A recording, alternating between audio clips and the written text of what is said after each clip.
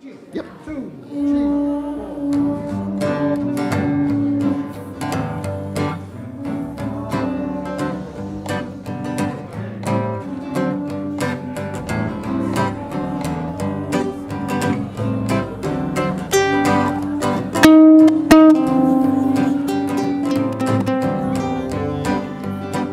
Wonderful. Yesu no ke kahuhipa.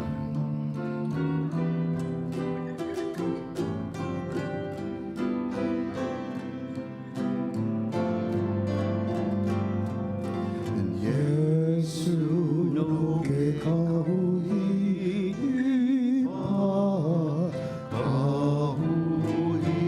mai kaie. E a mako kawana,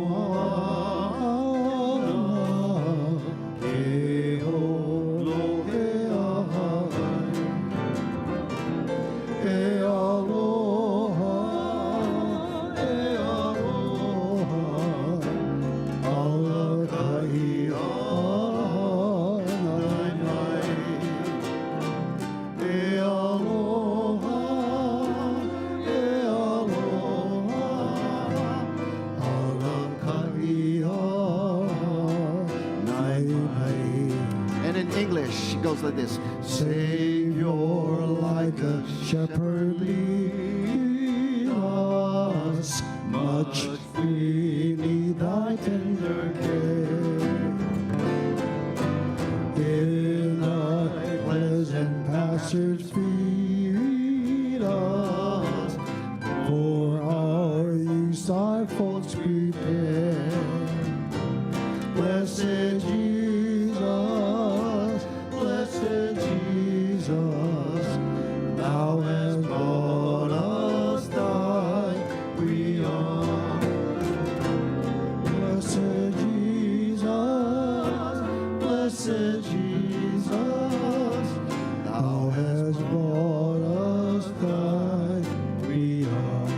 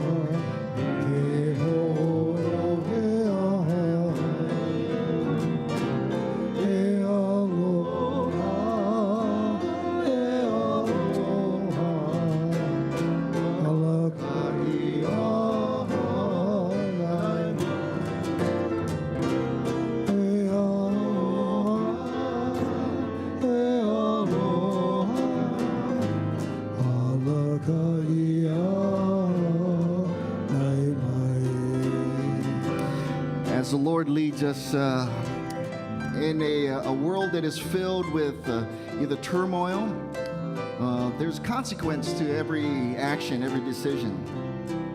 It's our goal here at Kaneohe over the last 185 years and counting that you come into presence of the Lord with a heart that is cleansed and be ready to be filled with His Word. It is truly our goal that you leave more transformed than when you came. It allows us to mend our hearts, mend our nets, that we can be effective for the time that the Lord has called us. As we do so, let your worship be glorifying to the Lord. Right now, if we could take this time just to meditate and just meditate on God's word. He is the shepherd that comes and he cares for you, indeed so. Hey, aloha, hey, aloha, alakaia, nai mai. Hey, aloha,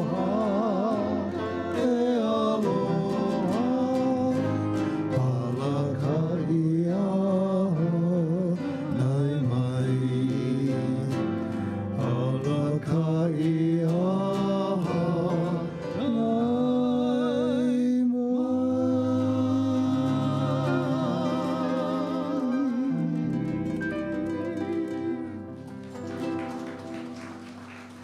Well, good morning. And it's great to be here with you. We've spent a lot of time together on the evenings and Sunday mornings, so it's always great to be here. Well, I was asked to speak on the providence of God, and there's no book that I think better illustrates and teaches us about how the providence of God works than the Book of Esther. So if you've got your Bibles, turn with me to the Book of Esther here. Now, Esther is more than just a romance story. It teaches us a valuable lesson on the providence of God and how God's hand is working in our lives every day. You know, often we think that God works only in big and miraculous ways. And if those things aren't happening, well, maybe God is kind of on vacation for a little while. Well, God is always at work, and the majority of the time, he works through the mundane and ordinary things of life, often in ways you don't even notice or you don't even see until you turn around and you look backwards and you realize, whoa, wait a minute. God was at work here, and I didn't even notice it. Sometimes not till weeks later, sometimes not till years later, till you turn around and look back. Now, let's define our terms here. Providence.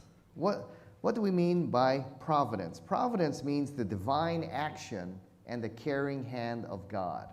All right, that's what we mean by providence. Coincidence. No such thing. All right? You'll discover many things that we think are coincidence is really the providential hand of God, working in the ordinary, mundane things of life silently in ways we don't even notice until many times we turn around and we look back. And this is what Esther teaches us, that in life there's no coincidence. It's only providence. Now, before I get into the story here, let me introduce the characters to this drama.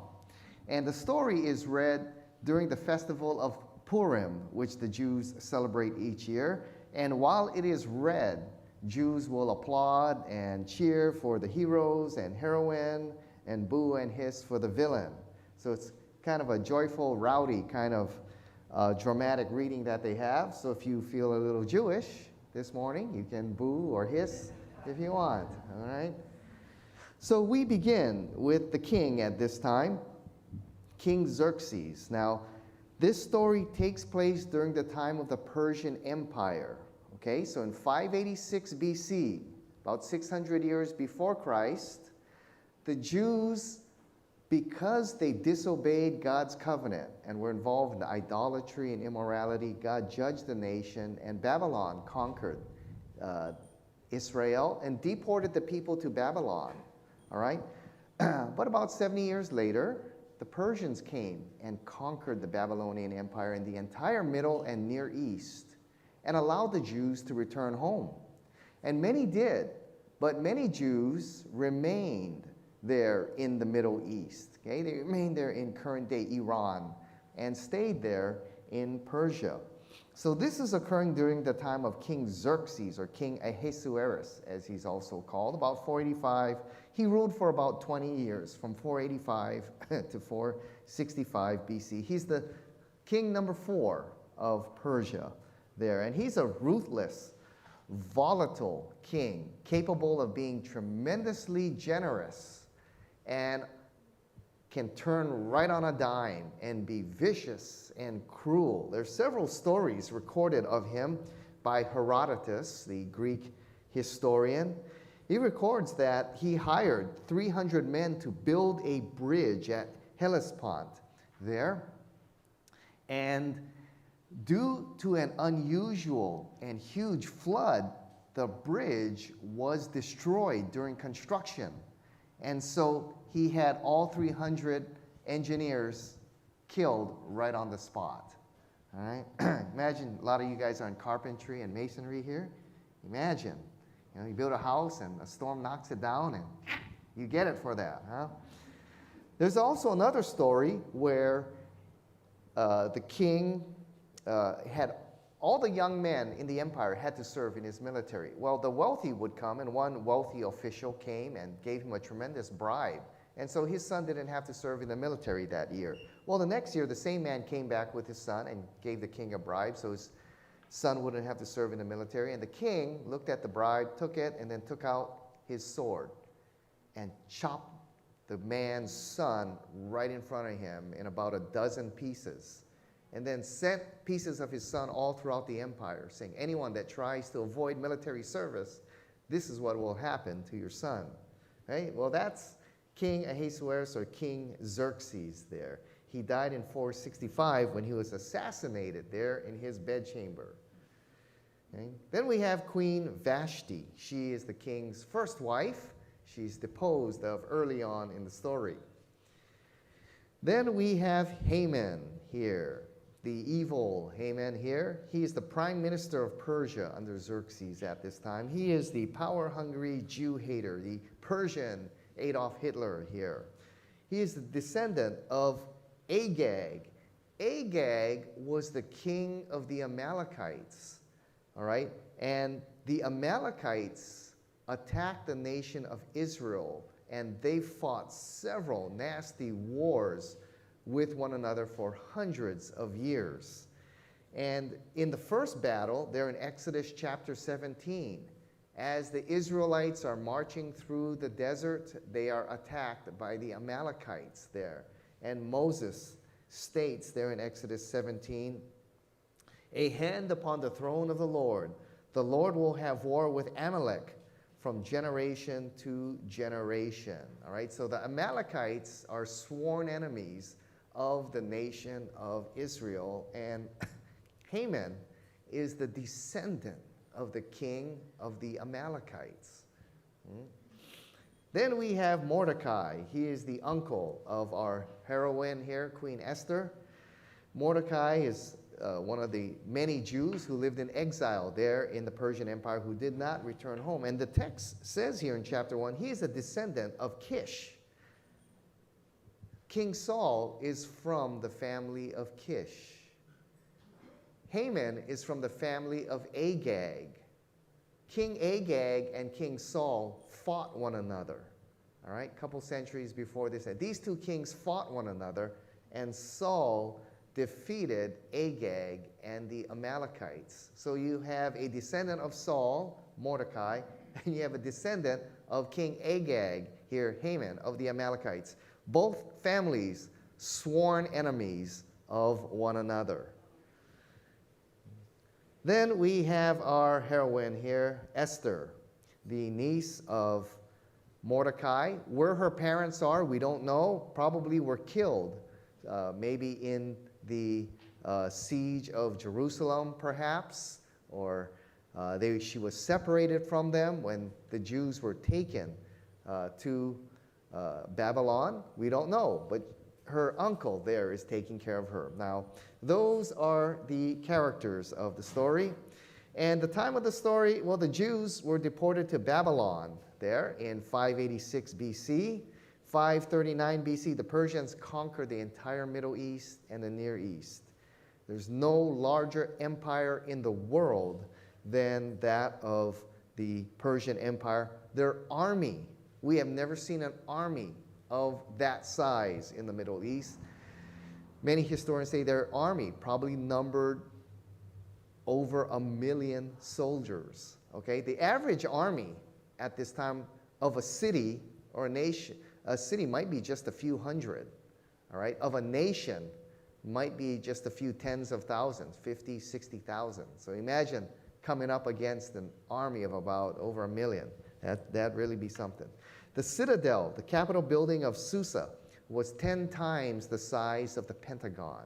All right, that's how magnificent this empire was. And Esther and Mordecai are part of the Jews living there in current-day Iran there, who did not return with the rest of the Jews. Now, an interesting point in the book of Esther, we never see the name of God mentioned in this book.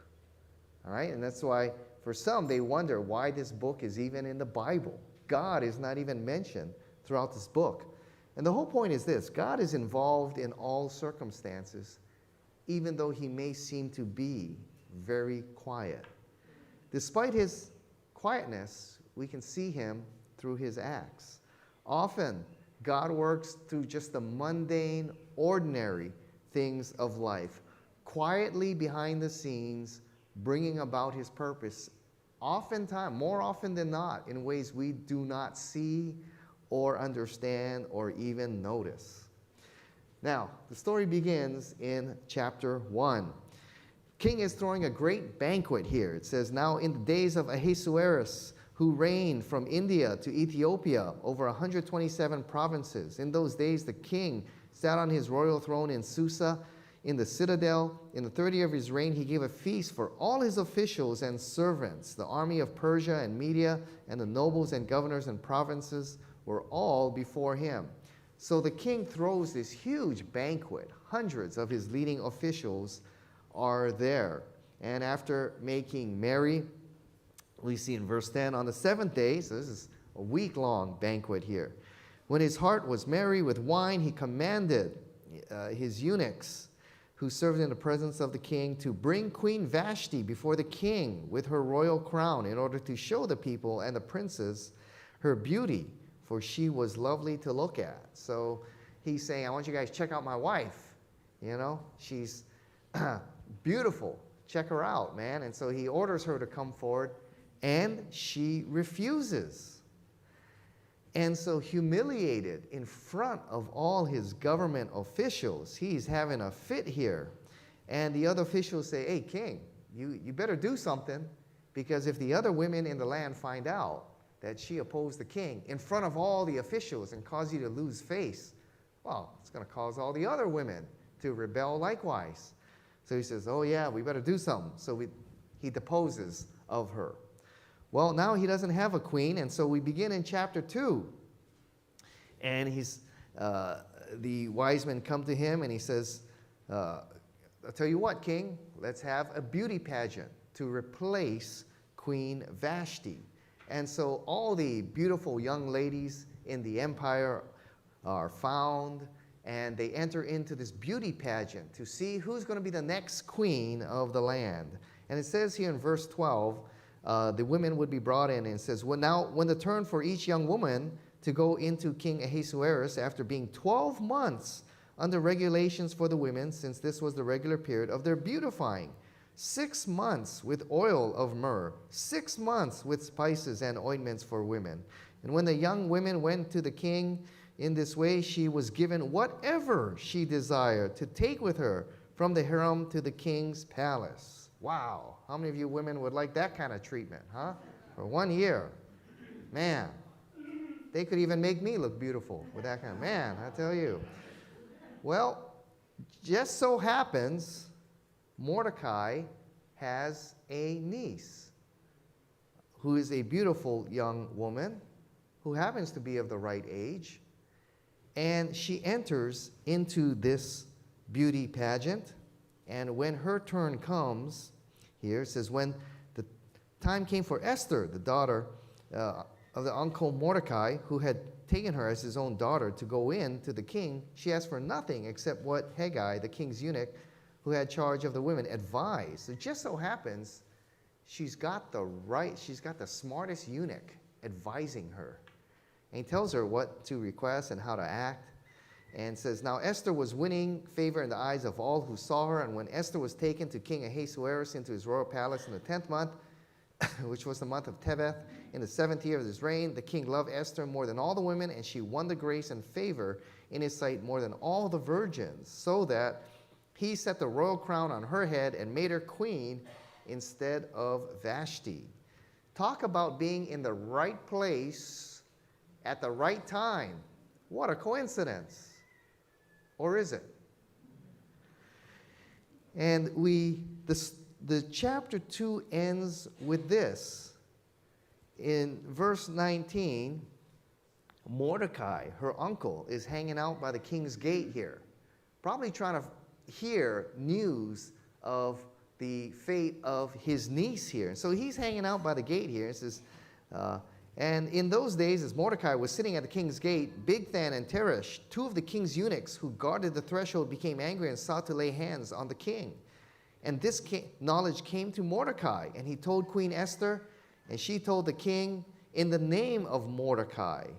When the affair was investigated and found to be so, the men were both hanged on the gallows, and it was recorded in the Book of Chronicles in the presence of the king. And so the chapter ends with Mordecai, who just so happens to be hanging out at the gate, listening to hear, hey, did my niece win or not? When just by coincidence now, he hears about a plot to kill the king. And so he tells Esther, who tells the king, and his deed is recorded in the book of the King's Chronicles, and it's kind of forgotten there, right? But he just happens to be in the right place at the right time. And what seems to be coincidence, actually all of this is the providence of God at work here. And so the lesson we learn is this. Number one, God's providence does not require high visibility to exist. Just because he seems quiet, just because, right, he doesn't seem to be doing these great, miraculous, overt acts, doesn't mean he's at work. God's providence is often at work in just the quiet, mundane, ordinary things of life that we don't see or notice. You know, if you reflect back on your life, you know, that's why you need to take time, at least once a week, to look back upon your life. You might realize all the times God's providence was at work in your life, and you never even noticed it. You know, my call to the ministry, how did I end up in the ministry? Well, I went to college, really, to play golf, you know, and I was just going to be a golf bum, you know, and go work at some nice hotel or country club and just be a golf bum. Really, that was kind of my goal. And I got there, and, you know, the golf really wasn't what I thought it was. You know, I really didn't love it like I thought I did. And I was kind of wondering, well, what am I going to do? Well, coming home in the summer, and my uncle said, hey, why don't you work for the city and county, summer fun? You know, I said, I don't want to work summer fun. I don't want to work with crazy kids. Man, that's nuts. Who wants that kind of job? But then I couldn't find any other job. And so I said, all right. So I turned my application into the state, and they said, oh, there's no places open. So too bad. So I was like, oh, okay. But at the last minute, a week before I came home, I got a call, and they said, hey, we got an opening at Booth Park in Paoa Valley. You know, we could use a guy there. And I said, Booth Park? I said, I grew up over there. I said, it's all the Papakolea kids, man. All the rough kids. I don't want to work with them. Crazy. I said, I grew up playing football and baseball with those guys, man. I know what it's like. But, you know, I had no other job or anything. It's just, okay, well, I guess I'll do it. Well, so I got in late, you know, and, you know, I ended up working with those kids, and they didn't tell me why I got the job. Nobody would tell. I said, what happened to the guy? And they said, well, he quit. I said, why? And nobody would tell me. Well, I didn't find out, but he got shot. Someone shot him with a BB gun. One of the kids shot him with a BB gun in the neck and stuff, and so that's why he left. And that's why I came in to fill the slot. And so I was just like, and I'm sure if they had told me the story, I would have turned it down. But that's why they didn't tell me. But so anyway, thought, well, all right, I'll endure this for the summer and go back to college and go play golf and all that. Well, got there, and I think I had the greatest time I've ever had with kids. Just absolutely great. And even on the weekends, I'd go down to the park, and they're hanging out over there, and we'd do stuff. I'd take them to the, it was just took them to the beach and all kind of, just great time with those kids. And I realized, you know what, my passion is here. And that's how I ended up in the youth ministry, and then that's why I am where I am today. And what I thought was just mere coincidence, a guy getting shot in the neck and all this stuff, was indeed the divine hand of God, bringing me in the direction that he wanted me to go, to embrace and move into a career he knew I'd love and that I was designed for. So take time to reflect upon your life today, on the providence of God. You probably never noticed the numerous times he was at work in your life, and you never even noticed it. Well, the plot in chapter 3, Haman is elevated to the highest position in the land here. We said, after these things, King Ahasuerus promoted Haman the Agagite, the son of Hammedatha, and advanced him to set his throne above all the officials who were with him. He becomes the prime minister of Persia. If you are Jewish, this is the worst guy you would want there next to the king. And we see in verses 5 through 6, he would walk through the city daily, maybe on his way to the office there, and people would pay him homage. All right, they would bow down to him, except for one guy. Verse 5 says, when Haman saw that Mordecai did not bow down or pay homage to him, Haman was filled with fury.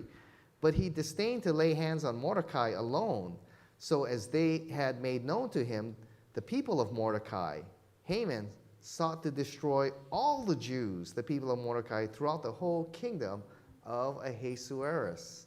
So this guy is not kissing up to Haman as he wants. He's infuriated. And he says, I'm going to kill this guy. But better yet, I'm going to get rid of all the Jews, all of his people. And so Haman comes up with a plot now, and the king falls for it. In verse 8 and 9, he says, when Haman said to the king, there's a certain people scattered abroad and dispersed among the peoples of the provinces of your kingdom. The laws are different from those of every other people, and they do not keep the king's laws, so that it is not to the king's profit to tolerate them. So if it please the king, let it be decreed that they be destroyed, and I'll pay 10,000 talents of silver into the hands of those who have charge of the king's business, that they may put it into the king's treasury. So the king took his signet ring from his hand and gave it to Haman the Agagite, the son of Hammedatha, the enemy of the Jews. And the king said, the money is given to you, the people also, to do with them as seems good to you. So Haman comes up with a plot, and he says, look, there's this group of people, and he lies about them. Okay? He says, they don't obey our laws. They're a threat to our nation. We should wipe them all out. And the king falls for it. And Haman says, you know what? I'm willing to pay the cost for this project. He says 10,000 talents of silver. All right, a talent is about like that big. So you're talking about 750,000 pounds of silver, he says, that I will pay to get rid of these people. Okay? So this decree goes out in about 474 BC. And at this time, we are wondering now, where is God in this whole thing? His people are about to be destroyed. The evil and wicked are having their day at will. And where is God? Well, one of the lessons we learn is that God's providence is always at work, in the good and even in the bad. Even in the difficult times, God is at work. You know, after graduating from college, I spent a year here, and then I went off to Dallas Seminary to go study and prepare for the ministry, always knowing that I'm going to come home, well, thinking that I was going to come home and serve here after my 4 years at Dallas Seminary. But, you know, things took a turn for the worst. and I parted on bad terms back to Dallas. And I remember, working here for 2 summers as an intern, and we had a great time. The youth group actually became bigger than the main church and everything. And for some reason, the pastor wasn't happy about it and did not want me back.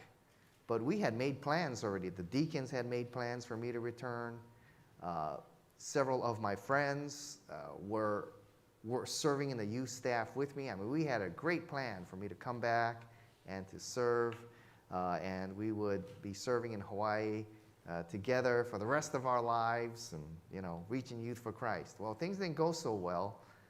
And I was told, don't come back.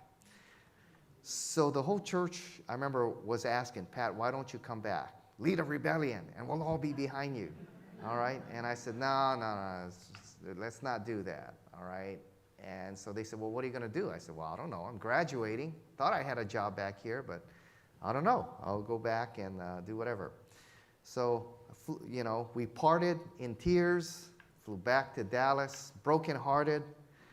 Our dreams and all our plans had come to an end. But went back to Dallas, got hired out there immediately, and remained out there in exile. No, just kidding. Dallas is a good place. It's a great place. But I was out there for the next 20 years, and stuck. No, just kidding. Living out there for the next 20 years. I used to tell people, my hair was all white. All white. My skin was really white and wrinkled. And they said, what happened? I said, as soon as the plane left Dallas, it turned black. No, just kidding. No, it was tough times out there. Tough times. But, Dallas is a great place, but nothing like Hawaii, of course, Great place. But, 20 years later is when I finally was able to return home. And I remember running into some people that, from that old church I had worked with. And, we met, and they said, Pat, we were so discouraged when we heard the news you're not coming back. We were so disheartened. But, looking back at it all, it was God's plan after all, wasn't it? I said, what do you mean? They said, well, if you didn't go back to Dallas, you wouldn't be working with the great guys you got to work with, Dr. Geisler and all these guys in radio and all these great scholars and speakers. And you would have never been in book writing. You've never got on national radio. You wouldn't do the things that you did had you been in our, on the island back then. God needed you there to prepare you for you to come home. And if you hadn't been there for 20 years, you would not be doing the things that you do now. So she said, it had to be that way. You see it now? And I thought, yeah, even though it was difficult, it wasn't what I thought. Man, indeed, God's providence was working through the good and even what we thought was bad. And so the life application we can learn is this, that we can always have hope, no matter how difficult times may be for you and I now, because God is always at work, bringing about his purpose. Maybe we don't see it, maybe he seems silent, but he's at work. Maybe things in your life have taken a turn for the worse, right? But God's at work. That's why we can and must have the perspective, okay, that only the Christian worldview provides, that God is at work, and we can have hope even in the midst of difficult times. Things may not go as we plan or we wish, but remember, it's not about what we want. It's about what he wants, and he's at work somehow, even through the difficult times. Well, the climax occurs in chapters 4 and 5. Mordecai finds out about the plot to kill the Jews, and he goes to Esther, and he says, hey, we are going to get wiped out. You need to go before the king and tell him what's going on and plead our case. And Esther, at first, is very hesitant. she says, hey, nobody, you just can't go right in front of the king. You know the kind of guy he is. He has to call you to come. And he hasn't called me for over a month. I don't know if he's mad at me or what. I have no clue. I just can't show up. And if I do show up, you're killed, except if he extends his golden scepter to you, all right? Then your life is spared. And she goes, I haven't been called for over a month. And Mordecai, understanding the situation, says this in chapter 4. He says, and they told Mordecai what Esther had said. Then Mordecai told them to reply and said, say this to Esther. Do not think to yourself that in the king's palace you will escape any more than all the other Jews. For if you keep silent at this time, relief and deliverance will rise for the Jews from another place. But you and your father's house will perish. And who knows whether you have not come to the kingdom for such a time as this. And Mordecai, in verse 14, recognizes God's providence and the reason Esther has ascended to where she is. And Esther realizing, yes, God's providence was at work. Perhaps that's why I am in this position today. And in chapter 5, verse 1, she says, I will go before the king. We don't know what the outcome is going to be, but I will go. And what we learn is this: understanding God's providence gives us courage to obey. Even when it's difficult, even when it seems that everything is against you, even when it seems it doesn't seem to make sense to obey God here. Knowing that He is at work, knowing that His providential hand is always at work in our lives, gives us the courage to obey Him, even when obeying Him is tremendously difficult. And so chapter 5, she goes in and her life is spared. She is given the golden scepter. And then the king said to her, what is it, Queen Esther? What is your request? It shall be given to you, even up to half the kingdom. And Esther said, if it pleases the king, let the king and Haman come today to a feast that I have prepared for the king. Then the king said, bring Haman quickly, so that we may do as Esther asked. So the king and Haman came to a feast that Esther had prepared. So she prepares a feast for the king and Haman. And it says here, and as they were drinking wine after the feast, the king said to Esther, what is your wish? It shall be granted to you. Even up to half the kingdom, it shall be fulfilled. And Esther said, my wish and my request, if I have found favor in the sight of the king, and if it please the king, grant my wish, fulfill my request. Let the king and Haman come to the feast that I will prepare for them. And tomorrow I will do as the king said. So Esther said, well, all right, if it makes you happy, if it pleases you, I'm going to prepare another banquet, a special one. And I want you and Haman to come to this one. And I will tell you what it is that I want. Well, Haman, there in verse 9, is overjoyed. He walks out of there and he says there, Haman went out that day joyful and glad of heart. But when he saw Mordecai at the king's gate, he neither rose nor trembled before him. He was filled with wrath against Mordecai. Nevertheless, Haman restrained himself and went home, and he brought his friends and his wife Zeresh. And Haman recounted to them the splendor of his riches, the number of his sons, all the promotions with which the king had honored him, and how he advanced him above all the officials. And then he said, even Queen Esther, let no one but me come with the king to the king's feast that she prepared, and tomorrow also I am invited with her together with the king. And so Haman is sky high, saying, hey, I was not invited just to one banquet with the king and the queen. The queen is throwing another banquet, and the only person coming besides the king is me. All right, and he's sky high. All right, and in fact, in verse 14, he says, but you know, I'm still infuriated by this guy Mordecai. I just can't wait to get rid of him and all his people. And his wife said, well, hey, let's do one better. Let a gallows 50 cubits high be made, and in the morning tell the king to have Mordecai hanged upon it. Then go joyfully with the king to the feast. And the idea pleased Haman, and he had the gallows made. 50 cubits is 75 feet high.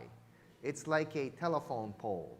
And what the Persians would do is they would put a stake right through the guy's heart and leave him hanging there for weeks, all right? So, and put it on the main street, okay? So that when everyone walked through the main street, they'd see this guy hanging and disgraced and shamed, and they'd realize the fate of this person and anyone who opposed Haman. And that thrilled him to no end. And he said, you know what? We are going to do this before the banquet. All right, so we'll nail him to the post before the banquet. Then I'll have a great time at the banquet. And every day I get to walk by and see him hanging up there. Whoa, man, all right, terrific. All right. But despite how things look bad, God is working, setting the stage for his plans to be accomplished. That's why understanding God's providence gives us courage to obey. I remember when we first had our Hawaii Apologetics Conference, 2007 was our first year. We were having a tiny little church off the Pali Highway there. And a man called me, and he said, I'm Mr. So-and-so, big shot businessman. I see you got a dinky little apologetics conference here. I said, well, yeah. He said, and it's a dinky little church there off the Pali Highway. I said, well, yeah, it's our first one. He said, I own a bunch of TV stations. I'll give you TV time. I'll give you several $1,000s. And I'll promote you in the islands. I can do that. All right? And he said, one condition. I said, what? He said, move your conference from that church to the church I own, this church over here. And I said, well, it's kind of, that church has worked really hard to put on this conference. So I made a commitment to them, and they've been working hard to put it together. So I just can't, back out on them now. And he says, you do that? If you don't work with me this year, you'll never work with me again, and you'll probably never have a conference here in the island again. And I said, I said, well, let me think about it. So I started talking to some people, and some people were saying, don't mess with this guy, Pat. This guy will take you out. And he can.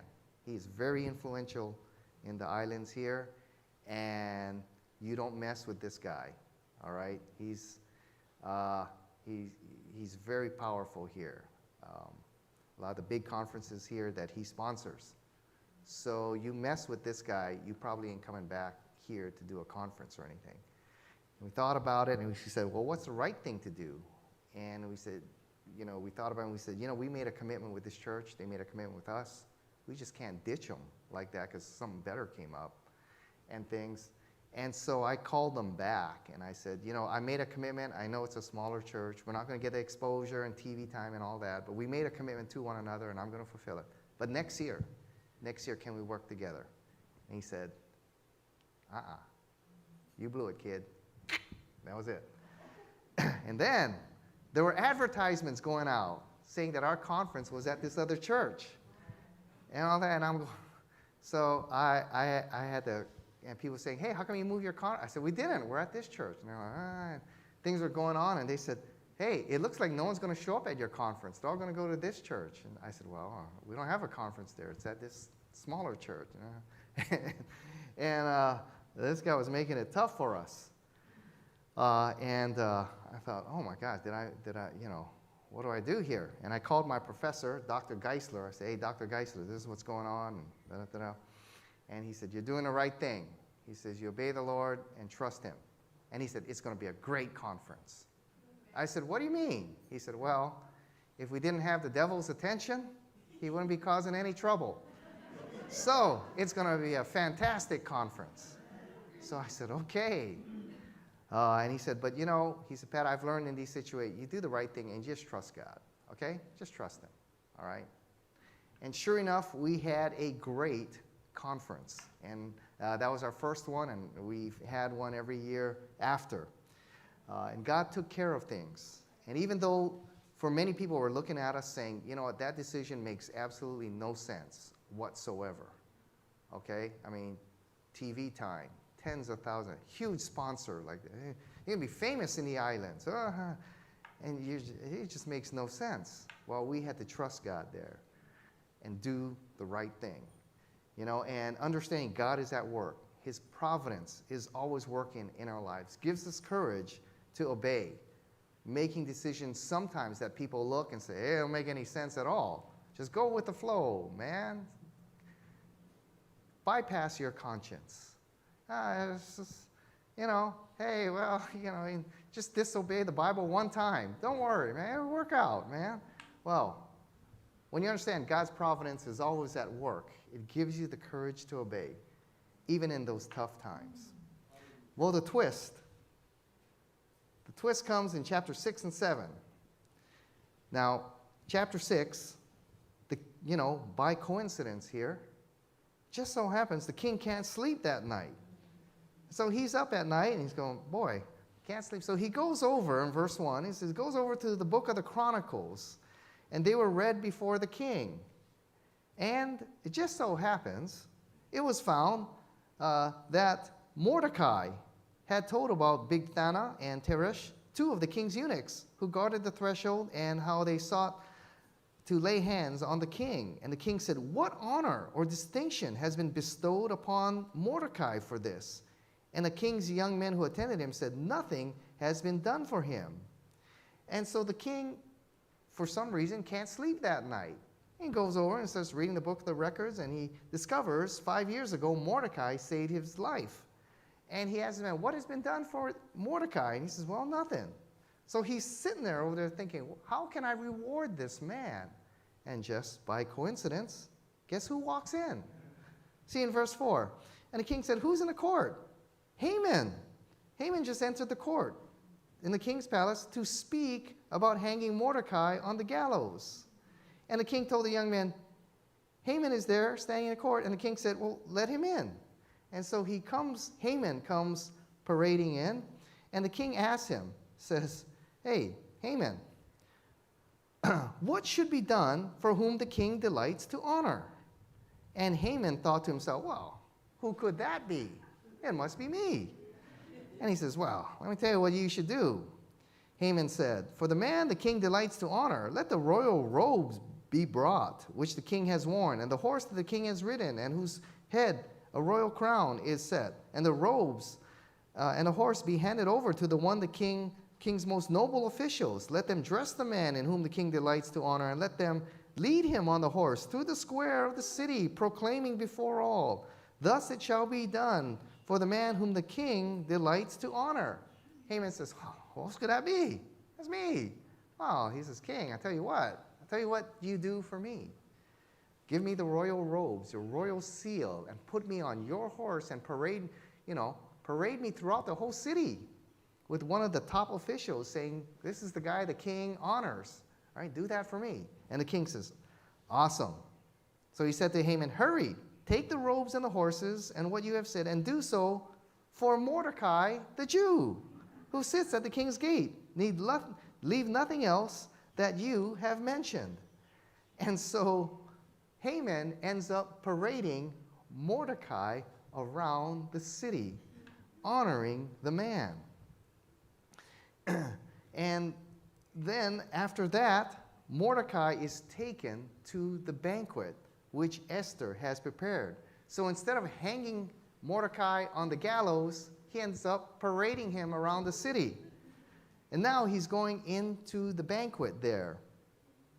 And in verses 1 through 6, Esther reveals Haman's plot before the king.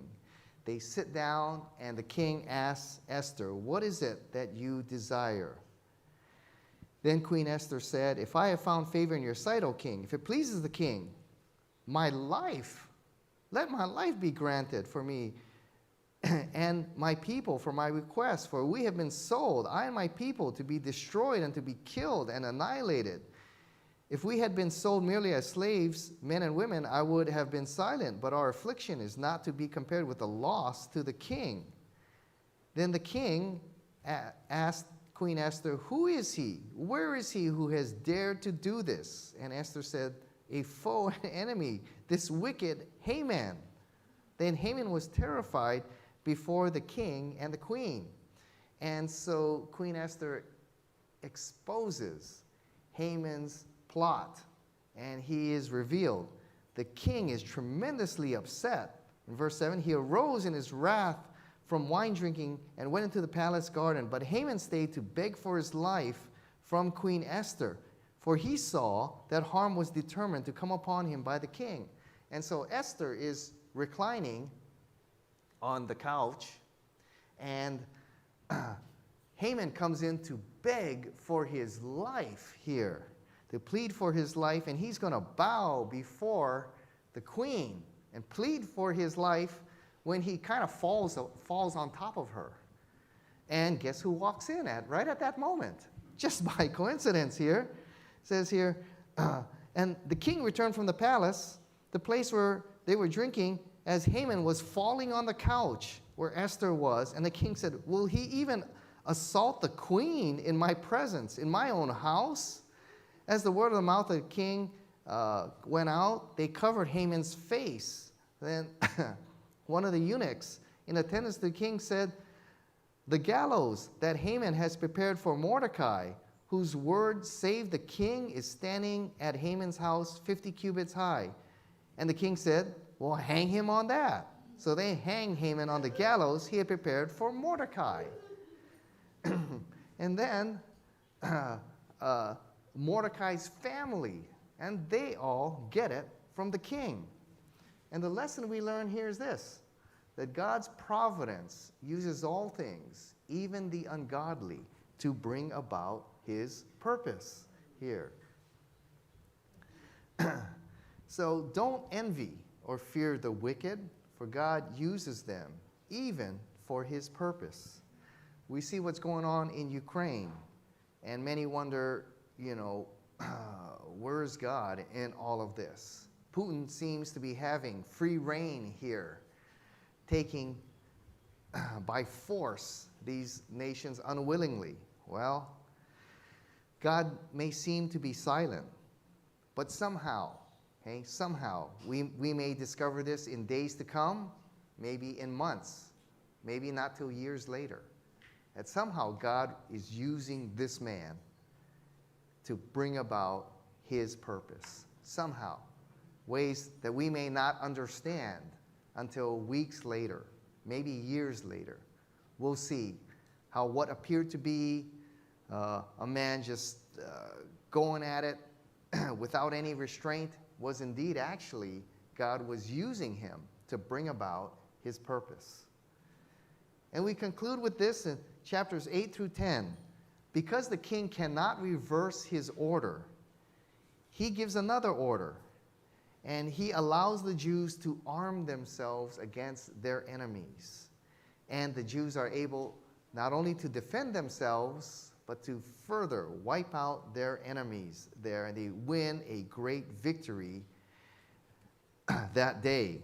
And we see at the end of chapter 9, it says, Mordecai recorded these things and sent letters to all the Jews who were in all the provinces of the king, both near and far, obliging them to keep the 14th day of the month of Adar, and also the 15th day of the same year by year, as the days on which the Jews got relief from their enemies, and as the month that had been turned for them from sorrow into gladness and from mourning into a holiday, that they should make them the days of feasting and gladness, days for sending gifts of food to one another and gifts to the poor.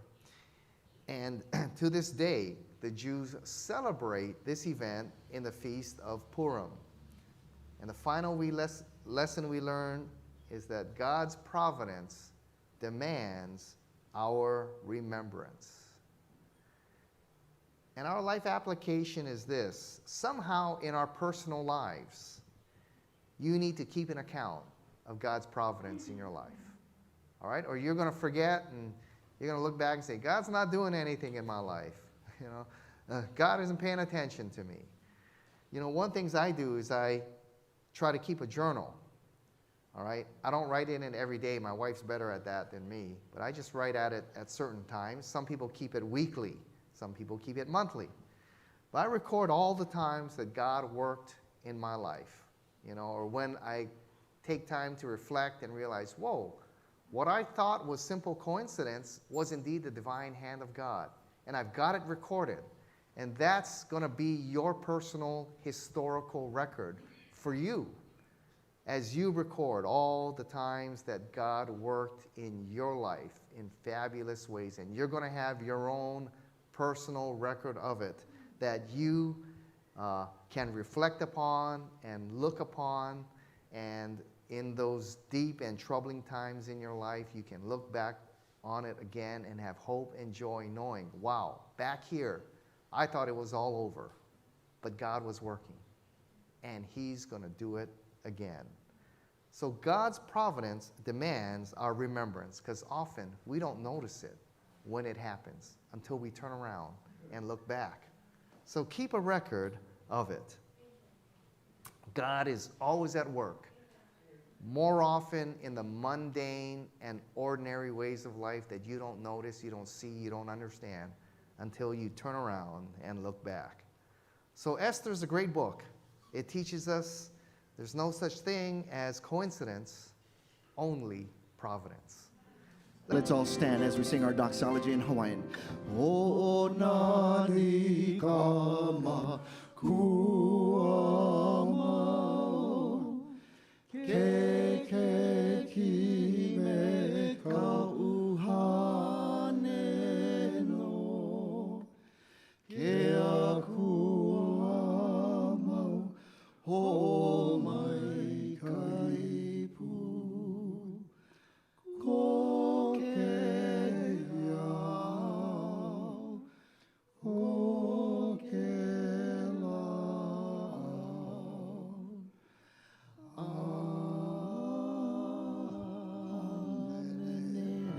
Aloha mai. Aloha mai, e koma ko halepule,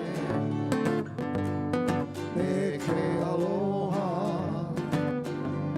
o ke akua. Aloha mai, e koma ko halepule, Me ka maluhia ia oe o ko Okay, hanaho, aloha mai. Aloha mai. We welcome you. E koma ko halepule. We welcome you to our church. Me ke aloha. Ko ke akua. With the love of God. Aloha mai. Welcome. E koma ko halepule. Welcome to our church. Me ka maluhia oe o ko ina manawa apa. And peace be with you always. And Me ka maluhia ia oe o ko ina mawa apa. oh, wonderful, wonderful.